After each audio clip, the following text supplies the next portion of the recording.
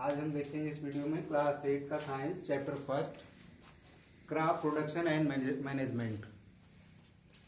Crop production and management chapter से ही पहले देखते हैं क्रॉप फसल प्रोडक्शन उत्पादन एंड मैनेजमेंट, उसकी व्यवस्था, उसको कैसे हम सुखाते कैसे रखते हैं, वो सब मैनेजमेंट कहा जाता है। तो इसके पहले भी हम क्लास 7 में क्रॉप के बारे में कुछ पढ़ा होगा आप लोगों ने। चलिए ठीक है, आप फिर से देखते हैं। तो सबसे पहले क्लास 8 के जो स्टूडेंट्स हैं वो क्या करेंगे, क्लास 8 का जो फर्स्ट चैप्टर है क्रॉप प्रोडक्शन एंड मैनेजमेंट, इस टेक्स्ट बुक से अपनी पहली पूरी वो चैप्टर फर्स्ट पढ़ लेंगे अच्छी तरह से, फिर वीडियो देखेंगे, बहुत अच्छी तरह समझ में आएगा। तो क्रॉप्स सबसे पहला चैप्टर्स में आपका वर्ड है क्रॉप्स।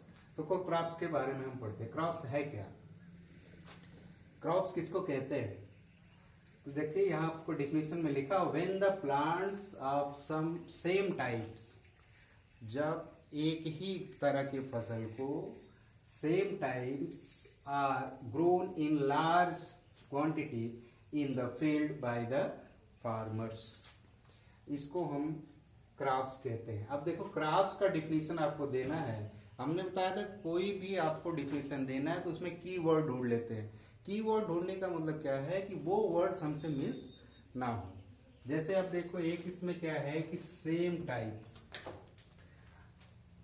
ग्रोन, यहां देखिए लार्ज क्वांटिटी, ये आपको ध्यान देना। तो की वर्ड्स क्या हो गया, सेम टाइप्स प्लांट्स, ग्रोन और लार्ज क्वांटिटीज। अब फिर से देखेंगे crops, when the plants of same types are grown in a large quantity in the field by the farmers। यहां देखेंगे जब हम एक ही तरह के पौधों को बड़े पैमाने पर किसी खेत में उसका उत्पादन करते हैं, उगाते हैं किसान के द्वारा, तो उसे हम क्या कहते हैं, क्रॉप्स। क्रॉप्स में क्या क्या हो सकता है, बहुत सारी चीजें होती है क्रॉप्स में। सपोज दैट सीरियल्स, जैसे इसमें राइस, व्हीट, मेज, बार्ली, एटीसी, बहुत सारी चीजें इसमें आ जाती है आपको। पल्सेस, पल्सेस में देखेंगे अरहर, उड़द, पीस, ग्राम्स, एटीसी। दालें, पल्सेस दालें, सीरियल्स अनाज। फ्रूट्स, फ्रूट्स में देखो mango, apples, pears, plums, etc, बहुत सारे fruits. Vegetables, potato, tomato, carrot, radish, cauliflower, etc. Oil seeds, oil seeds का मतलब जिससे हम ऑयल उत्पादित करते हैं, तेल, edible oil, mostly mustard, soybean, etc, बहुत सारे मस्ट सीड ऑयल भी होते हैं। अब इम्पोर्टेंस ये है, पहली बात तो क्रॉप्स को प्रोडक्शन क्यों करना है, ज्यादा बड़े पैमाने पे क्यों करना है, क्योंकि आपको पता है कि फूड्स की मैक्सिमम रिक्वायरमेंट जो होती है, जो पूरी होती है, वो क्रॉप्स के ही मदद से होती है। इंडिया जैसे हमारे यहाँ देखिए, या पूरे वर्ल्ड में, चाहे एनिमल्स हो, ह्यूमन बींग्स हो, सबको फूड्स की जरूरत है। अब फूड्स मैक्सिमम नियर अबाउट 80% सब डिपेंड किस पे होता है, क्रॉप्स पे। हम चावल खाते हैं, दाल खाते हैं, चावल, ये आटा, सभी जो भी खाते हैं, तो सारे के सारे डिपेंड किस पे होते हैं, क्रॉप्स। यहाँ देखिए सब आपको यहाँ से आइडिया लग जाएगा कि ये हमको प्रोडक्शन की जरूरत क्यों है। क्रॉप्स तो ठीक है, चलो ठीक, लेकिन क्रॉप प्रोडक्शन की जरूरत क्यों है, क्योंकि ये सारी रिक्वायरमेंट चीजें जो है सारे पूरे वर्ल्ड में लोगों को आवश्यक होती है। खास करके इंडिया में तो मोस्ट इम्पोर्टेंट है, क्योंकि अपने यहाँ बताया जाता है कि ये एग्रीकल्चरल कंट्री है, कृषि प्रधान देश है हमारा, तो यहाँ क्रॉप प्रोडक्शन की जरूरत। अब क्रॉप प्रोडक्शन होता है तो पहले हमको ये नॉलेज होना चाहिए कि कौन सा क्रॉप कब बोया जाए, कब काटा जाए, ये जरूरी होता है, कब उसकी हार्वेस्टिंग की जाए, कब सोइंग की जाए। तो उस तरह से मेन टाइप्स में इंडिया में दो तरह के क्रॉप्स होते हैं, जिसको एक रबी क्रॉप्स और खरीफ क्रॉप्स कहते हैं। रबी क्रॉप्स को हम विंटर क्रॉप्स भी कहते हैं, और खरीफ क्रॉप को रेनी क्रॉप भी कहते हैं, या इसको मानसून क्रॉप भी कहा जाता है, क्योंकि मानसून के सीजन में होता है, खरीफ का रेनी सीजन में। तो इसका देखिए, इसका ड्यूरेशन जो होता है रबी क्रॉप्स का, अक्टूबर टू अप्रैल, संभवतः अक्टूबर नवंबर तक इसकी शोइंग होती है, स्टार्टिंग होता है, बोया जाता है और अप्रैल मार्च अप्रैल तक हार्वेस्टेड कर लिया जाता है, कटाई कर ली जाती है। और जो खरीफ की क्रॉप होती है, जो विंटर क्रॉप होते हैं रेनी सीजन के, इनको जून जुलाई में इसको सोइंग होता है, स्टार्टिंग होता है और नवंबर टू दिसंबर तक जून।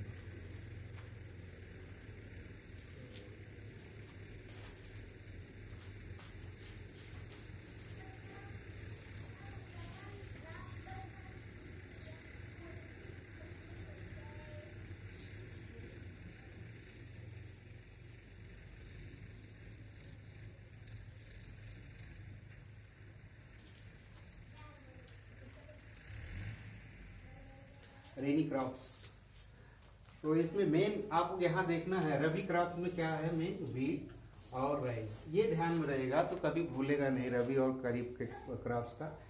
तो मेन क्रॉप्स क्या होता है अपने यहाँ, रबी क्रॉप्स में वीट होता है, खरीफ क्रॉप्स में मेन क्रॉप्स क्या होता है, वो राइस होता है। अब आपको ध्यान देना है कि वीट के समय में क्या क्या हम सोइंग करते हैं, क्या क्या उगाते हैं, क्या बोते हैं, उसी से संबंधित से वीट के समय में potato, grams, mustard, peas, etc ये जो होते हैं सब रबी क्रॉप्स में आते हैं। खरीफ क्रॉप में जब भी हमको रेनी सीजन में क्या आता है, मुख्यतः हमारा क्या होता है, राइस, पैडी, धान का रोपाई हम करते हैं। उसी समय हम देखेंगे मेज, पल्सेस, कॉटन, etc जो भी चीजें इसके साथ होती है उसको हम खरीफ क्रॉप में रखते हैं। अब ये सब करने के लिए सारे ये जो प्लांट्स ये या ये इन सबको एक प्रक्रिया के द्वारा गुजारा जाता है, जिससे इनकी सोइंग है, फिर उसका तैयारी है, फिर कैसे उसको बोना है, क्या क्या उसमें वीडिंग साइड क्या क्या करना है, फिर टोटल जो भी ये प्रक्रियाएं होती हैं उसको हम एग्रीकल्चरल प्रैक्टिस कहते हैं। एग्रीकल्चर प्रैक्टिस क्या है? Agriculture practice is the preparation of the whole process of crops till to sowing to harvesting and storage is called agricultural practice। Agriculture practice में आपको क्या क्या मिलता है? तो सबसे पहले हम क्या करते हैं, प्रिपरेशन ऑफ सॉइल, मिट्टी की तैयारी कैसे करेंगे अभी बताएं। तो selection of the sowing of seeds, बोने वाले सीड्स का सिलेक्शन करना है, कैसा अच्छा सीड्स होना चाहिए, good quality. Adding of manure and fertilizers, फिर उसमें हम ये मैन्योर और फर्टिलाइजर उर्वरक डालते हैं उसमें, उसके प्रोडक्शन के लिए, अच्छे प्रोडक्शन के लिए। इरिगेशन, फिर नेक्स्ट क्वेश्चन क्या होता है, इरिगेशन।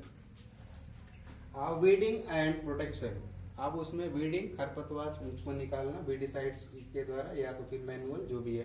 फिर प्रोटेक्शन, फसलों की सुरक्षा भी। लास्ट में हार्वेस्टिंग, हार्वेस्टिंग के बाद देन स्टोरेज, कैसे उसको स्टोरेज करेंगे।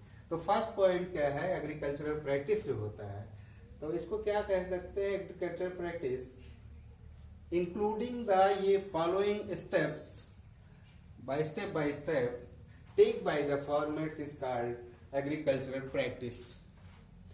एग्रीकल्चर प्रैक्टिस में फर्स्ट आता है आपका प्रिपरेशन ऑफ सॉइल। सबसे पहले प्रिपरेशन ऑफ सॉइल, मिट्टी की तैयारी कैसे करेंगे हम। Preparation of soil,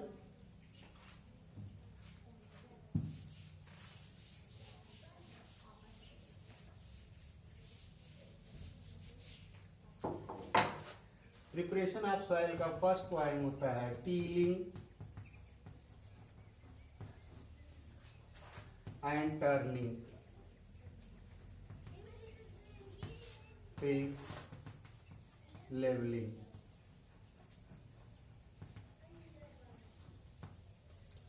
tilling means होता है प्लॉइंग, खेत की जुताई।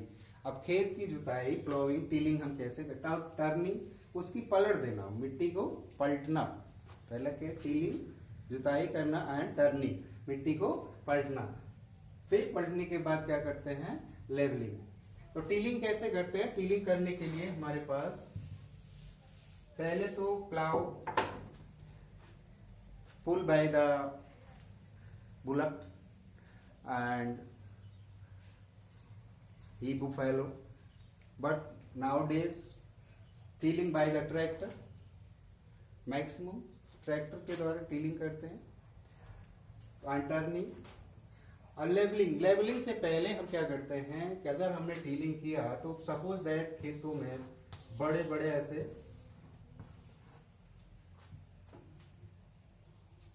Large size of the soils, मिट्टी के बड़े बड़े ढीले मिल जाते हैं, पेबल्स। हम क्या प्लैंक बाई प्लैंक क्रशिंग, इसको हम क्या करते हैं छोटे छोटे टुकड़ों में तोड़ देते हैं। अब ये बड़े बड़े टुकड़े जो होते थे इसको छोटे छोटे टुकड़ों में तोड़ दो। देन लेवलिंग, लेवलिंग क्या होता है ट्रैक्टर्स में, ये ऐसा प्लैंक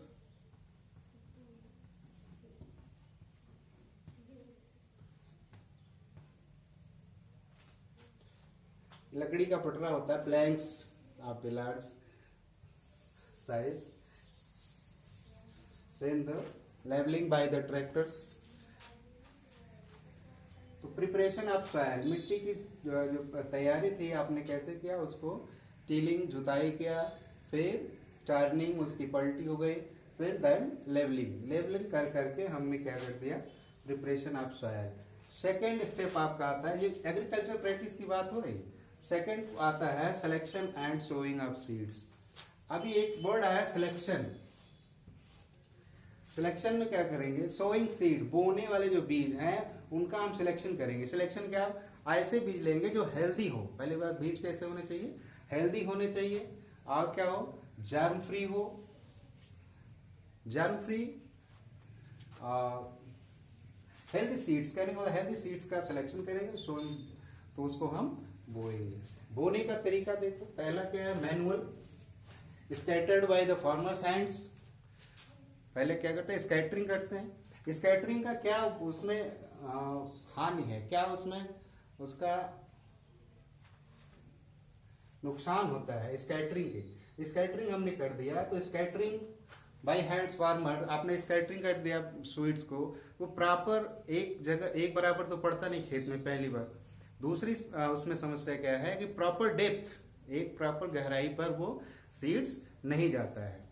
तो नहीं जाएगा प्रॉपर डेप्थ में, तो उसमें क्या होगा कि अगर उसमें नमी या कमी आ गई तो सूख जाता है सीड्स, या उसको by birds, eating by birds, उसको चिड़िया भी खा जाती है, ऊपर ही रहता है सीड्स।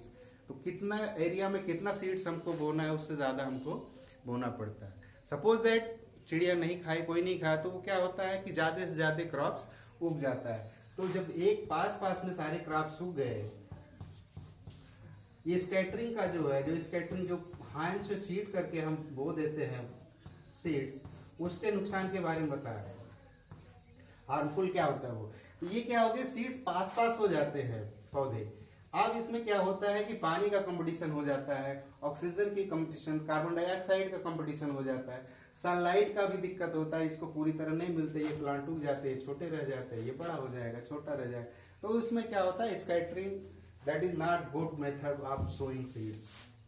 स्कैटरिंग जो है वो सोइंग सीड का गुड मेथड नहीं है। तो क्या करते हैं अब फिर बीज बोने के लिए एक दूसरा तरीका आता है।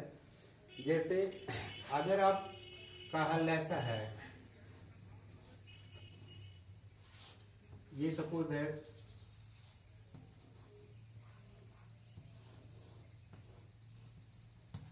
ये हल हो गया। इसमें क्या होता है ऐसा कीप होता है, ये यहां से ऐसे नली होती है ऐसे, इसमें सीड्स हम डालते हैं। ये सीड डालोगे आप इस नली से हो करके, जहां जहां बेज से जुड़ते हुए जाएगा तो यहाँ सीड ड्रॉप बाय ड्रॉप गिरता जाता है।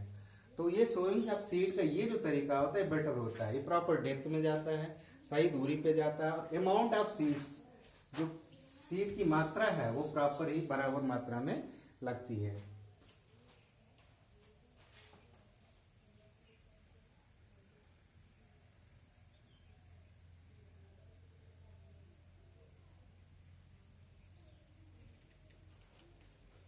Sowing of seeds by the drill, उसका एक अलग तरीका आ गया। अभी ट्रैक्टर में भी देखिए, ट्रैक्टर का आपने देखा होगा ऐसे है, ये ऐसे होता है, यहाँ ऊपर ऐसे होता है, इसमें इसमें सीड्स डाल देते हैं पूरा।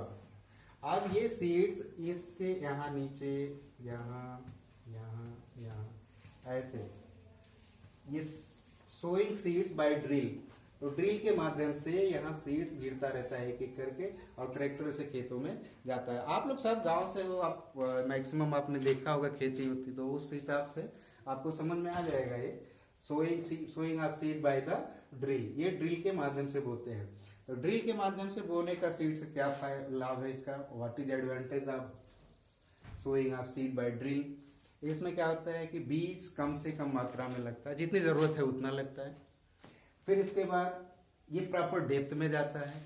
प्रॉपर डेप्थ में जाने की वजह से ये सीड्स जो होते हैं do not eat by the birds, ये बर्ड्स के द्वारा खाए नहीं जाते, या अदर रोडेंट्स, दूसरे रोडेंट्स के माध्यम से रैट वगैरह होते हैं उनके द्वारा भी नहीं खाए जा सकते। अब नेक्स्ट क्या होता है, आपने सीडिंग कर दिया। फर्स्ट क्या किया आपने, प्रिपरेशन ऑफ सॉइल, आपने मिट्टी की तैयारी की। सेकेंड आपने क्या किया, सिलेक्शन किया सीड्स का। फिर क्या किया, सोइंग, सीड को बोया। अभी थर्ड देखते, adding of manure and fertilisers, manure and fertilisers. तो अभी तो कुछ लोग पहले भी इसको कर देते हैं या इरिगेशन के बाद भी होता है, बट अगर नमी प्रॉपर है खेत में, मॉइस्चराइजिंग बनी हुई है, तो हम ये थर्ड स्टेप इस्तेमाल कर सकते हैं। बट अगर खेत में नमी नहीं है, कम है, उसमें मॉइस्चराइजिंग कम है, तो पहले हम इरिगेशन करेंगे देन इसको करेंगे। बट अगर उसमें हमारे खेतों में प्रॉपर मॉइस्चराइजिंग है, नमी बनी हुई है, तब हम क्या करेंगे, मैन्योर, ये खाद उसमें हम डालते हैं। मैन्योर का मतलब कंपोस्ट खाद, ऐसी खाद जो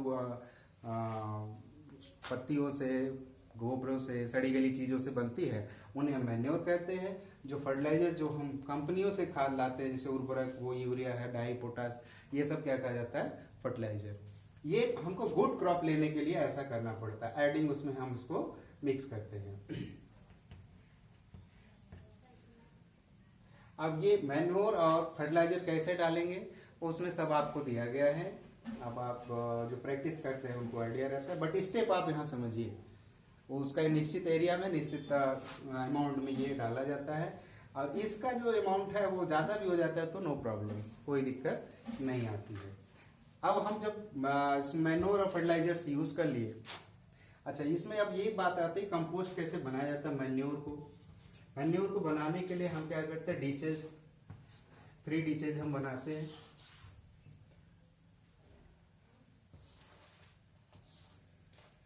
थ्री डीचेज, 3 गड्ढों को आप बनाएंगे। पहले हम इसमें गोबर वगैरह या पत्तियों, प्लांट्स को जो है, तो पत्तियां हैं या जानवरों द्वारा जो उनका फूड्स, फोडर्स, लिविंग होता है, बचता है, वो इसमें हम डालते जाते हैं। देन इसमें जब ये भर जाता है, इसको उठा करके हम इसमें डालते हैं। फिर ये खाली हो जाता है, फिर नया जो भी मटेरियल होता है, वेस्ट मटेरियल, इसमें डालते हैं।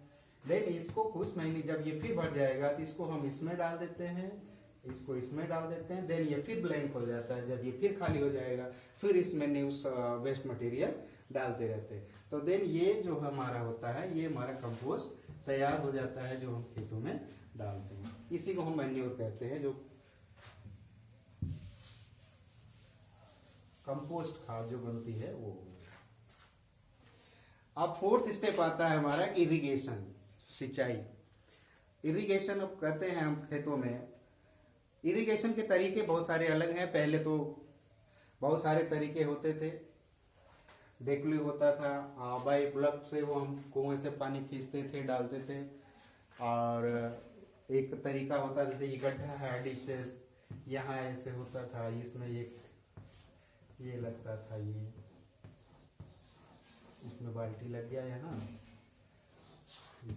इसको ऐसे खींचते थे, इसको ऊपर कर दिया तो इसमें पानी भर गया। ये गड्ढा है, वाटर बॉडी। कंटेनर,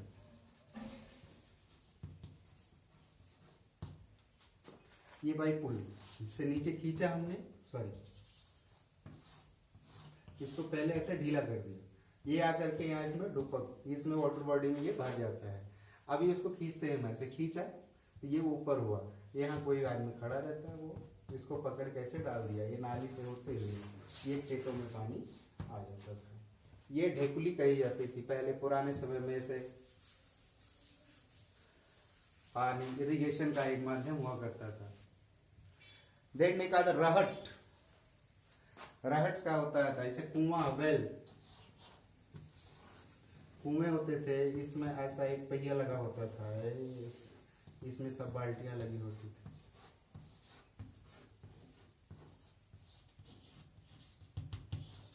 ये ऐसे लगा करके ऐसे बैल यहाँ चलते थे, बुलक राउंड में, ये ऐसे ऐसे घूमता था।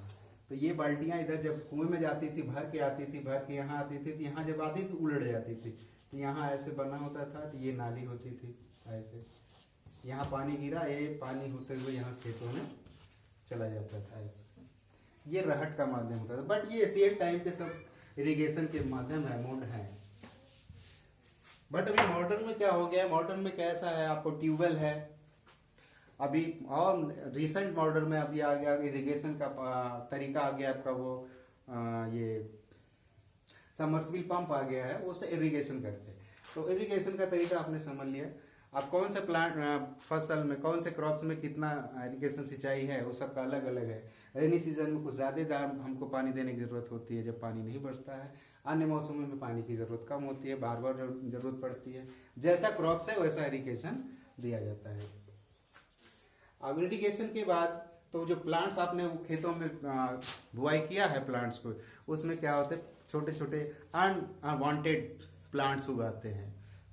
अनवांटेड प्लांट्स जो होते हैं उन्हीं को हम क्या कहते हैं, वीड कहते हैं, खरपतवार। आप खेतों में क्या आ गए, अनवांटेड प्लांट, जिसको हमने नहीं बोया था, जो हम नहीं चाहते वो भी प्लांट उगाते हैं, उन्हीं को क्या कहते हैं, वीड्स। अब ये वीड्स, इनका दो तरीके से इनको निकाला जाता है, बाई मैन्युअली, या इसको आप हाथ से भी ऐसे ऐसे निकाल सकते हैं। दूसरा, बहुत सारे हो आते हैं, हैंड हो, जिनको हैंड हो कहा जाता है। ये ऐसे होते हैं, इससे भी हमने ऐसे ऐसे ऐसे ऐसे करके वो वीडीसाइड्स, तो ये सब वीड से निकाल सकते हैं। और अभी एक तरीका लोग फार्मर्स दूसरा अपनाने लगे हैं, कभी वीडीसाइड्स भी आते हैं, ऐसा केमिकल्स आता है वीडीसाइड्स, जिसको डाल देने से ये वीड्स क्या होते हैं, अनवांटेड प्लांट जो है वो खत्म हो जाते हैं। खरपतवार, वीडीसाइड्स मतलब जो हम नहीं जानते वो भी जो प्लांट उगाते हैं खेतों में। Weedicide, waiting and protection. अभी दूसरी बात क्या है कि आपने फसल को बोया, फसल तैयार हो गई है, अभी पकी नहीं है, तो उसके पहले उसका सुरक्षा करना पड़ता है, प्रोटेक्शन।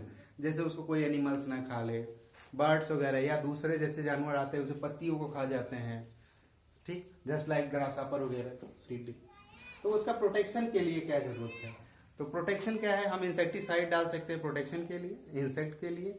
बट अदर एनिमल्स के प्रोटेक्शन के लिए क्या करते हैं, वहाँ हमको बहुत सारे तरीके से है, बाय द इक्विपमेंट कर देते हैं उधर, या हम फेंस बाड़ा लगा देते हैं चारों तरफ। ऐसे हम कह सकते हैं फसलों की प्रोटेक्शन करते हैं।